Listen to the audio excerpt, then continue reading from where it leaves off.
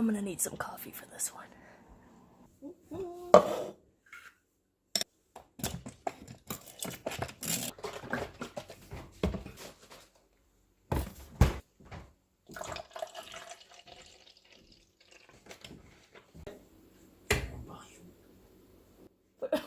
What do you mean volume? It's a video. I don't want to listen to me though. What do you have to say? Nothing.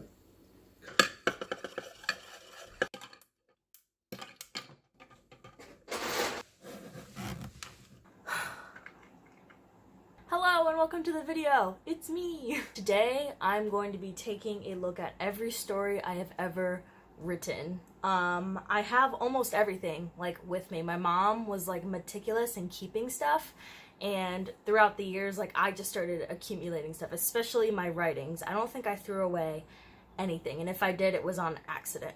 So I have a tub next to me. I have all of these USB and jump drives just full of stuff from my computers throughout the years. Going back probably to like the 2nd or 3rd grade, I want to say, is when, you know, we started like writing for school. And then even after a certain point, I just started writing on my own because I obviously loved it so much.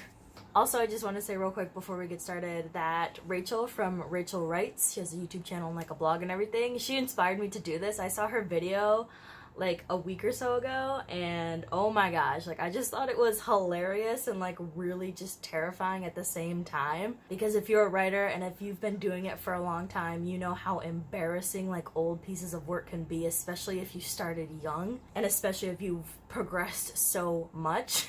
But her video was just really great, and I thought, screw it, like this is fun. I haven't gone through my stuff in a very long time, and it's about time I do it again. So I'm gonna link her video / channel below to check that out, because she does some other like really cool stuff. Also, I don't know how long this video is gonna be. I'm gonna imagine kind of long. I might have to split it up into parts. Don't know yet, so we'll just go ahead and take that as it comes. So let's get started.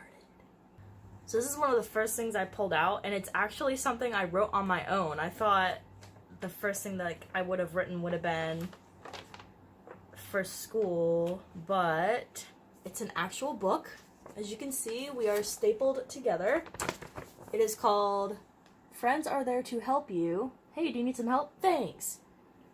Written by Wynter, age 9 1/3, and her sister Taylor, 2005. Looking for a copyright page, there is none, but wait. Before you turn the page, I want you to know that I want you to read this book to the tune of this. Ba-ba-da-da-dum-da-da-da. Oh, it's like a poem. We'll just read a little bit of this, because if you stub your toe on your neighbor's hoe, friends are there to help you. What? If your brother's maid goes on a raid, friends are there to help you. When you're feeling low because you lost your toe, friends are there to help you. Somehow your toe got dislodged and stuck in a tree. In case you didn't know, Thick as Blood was not my first published book. I actually did get a book professionally, like traditionally published, when I was in whatever grade this is, in 2004. I've mentioned this before, how my entire class, actually I think it was like a couple classes, got to write books and get them professionally published. I don't know if this would classify as a story, because I kind of copped out, and instead of writing like an actual narrative, I did the ABCs, but they're Wynter's Wacky ABCs, and look at my author photo. It's me and Christmas Shrek. So I remember like doing this. So basically everyone in the class got like paper copies, and we had to write out like our little roughed like outlines. And then they gave us the real paper, which is this paper. Like I think we actually wrote on this paper and then they just binded it. Here we go. Nationwide. Motivating students to learn through publishing. I wonder if they're still doing this, because this was a lot of fun. Like I remember everybody like really getting into it. But yeah, I just go through the ABCs basically, and then drew pictures. I also remember we were working, like, you know, when you're in like school, you have like desk groups or whatever. I remember I was writing out on my side of the desk, and then across me was like this girl who was like a biatch, okay? And I remember her like looking over at my stuff as I'm writing out. She goes, "Wow, Winter, you have really good handwriting." And I was like, "Thanks." Oh, here we go. This is what I was looking for. Okay. H. Hitler hopped horribly because he hated to and lost the contest to a first grader. Oh, I must have been in the first grade then, because I think that's me, and I think that's Hitler. You could tell by the end I was running out of ideas, because for W, I put, Wacky Wynter won a winning contest. And that's me. Winning a slot machine. Okay, so this next one I specifically remember as like the first real story I've ever written. It has a plot. It was for school. This is like the rough copy. I don't know where like the final one that we turned in, but I think this was like 2nd or 3rd grade. So this one was called The Graveyard. I had like a spooky theme going on when I was younger. This whole like beginning giant paragraph is like 10 different people talking. So basically the graveyard was about a brother and sister. They took their dog for a walk after dinner one night, and he gets loose in a graveyard. "Mom, will Dad be eating with us?" said Molly, hopefully. "No, he's not coming back until tomorrow," said Mrs. Sacrum. "What, you gonna cry?" said Devin, trying to tease her. "No," said Molly. "Good, then let's eat." All of a sudden, love that, Devin, and then I spelt his name different than I have before. Devin saw that Molly was following him, so he turned on Pattison Road, the most creepiest dirt road in the world. Molly knew what he was doing. She knew what was at the end of the road. A graveyard. Ooh, good attempt at the word concentrating here. Concentrating. Just that E there. I would have gotten it. "Come back here, you dumb dog," he yelled again. He saw something shining in the moonlight. It was moving. Then he saw something behind the shining thing a few yards back. He saw it was moving toward the thing. Then without warning, the thing started barking. And then they go to leave and someone locked the gate behind them. And then Devin's like, "I think there's a door around here." Yeah, the gate was the door. Oh, they found Kobe at some point. I think it was when there was a thing shining behind the other thing. I think that was Kobe. But they lose Kobe again, so he's gone. And now Devin fell down. Something is caught on his foot. "Where are you? I need to know where to help you," Molly said, trying to help. "Over here," he said. Molly ran over and she saw something caught on his foot. It wasn't a root. It was a hand. "Oh my God!" Molly screamed with horror. Molly looked closer at where the hand came from. It was coming out of freshly plowed dirt. Above the dirt was a tombstone. On the tombstone it said, "Here lies Dead Dave, nickname. His last words. I will come back. Never loved." Love that. "What kind of tombstone is that?" Molly said in shock. "Let's find that dumb dog and get out of here," said Devin. At that moment, the dog came running back. Ugh. As the dog approached, the kids stepped back in horror. The dog was covered in blood and no skin. "What's that?" Molly shrieked in horror. "I don't know. I think it's Kobe." The dog came towards them like nothing was wrong. Behind Kobe, a swarm of zombies. Each one of them had a bloody mouth. Oh my God, they ate the dog. They were charging hungrily at the two of them. "Get out of here!" yelled a bloody body that emerged from Dead Dave's grave. "They're mine!" The other bloody bodies backed away. The dog went with them. "Oh my God, Kobe! So much for a dog," said Molly sadly. You could tell I've never had a dog as a pet. Jesus. They both ran away. "Where have you been?" asked their mother as they walked through the door.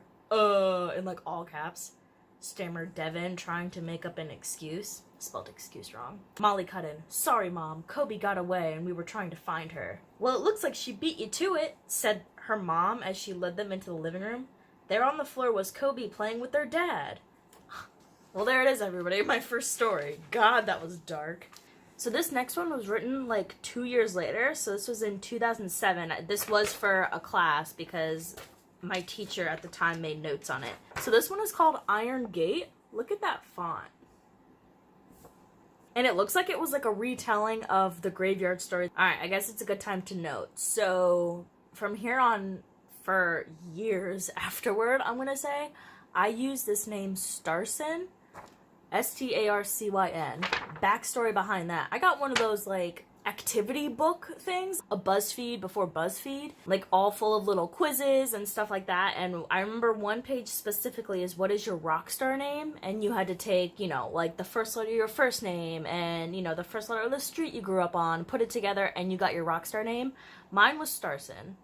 For some reason, I love that afterword, and I use that name in everything. So here we see that Molly has become Starson. I changed Kobe, the dog's name, to Kitty, because I thought that was funny. For some reason, my teacher couldn't put 2 and 2 together. So after dinner, Devin grabbed Kitty's leash and headed for the door. And then my teacher wrote, "Who is Kitty?"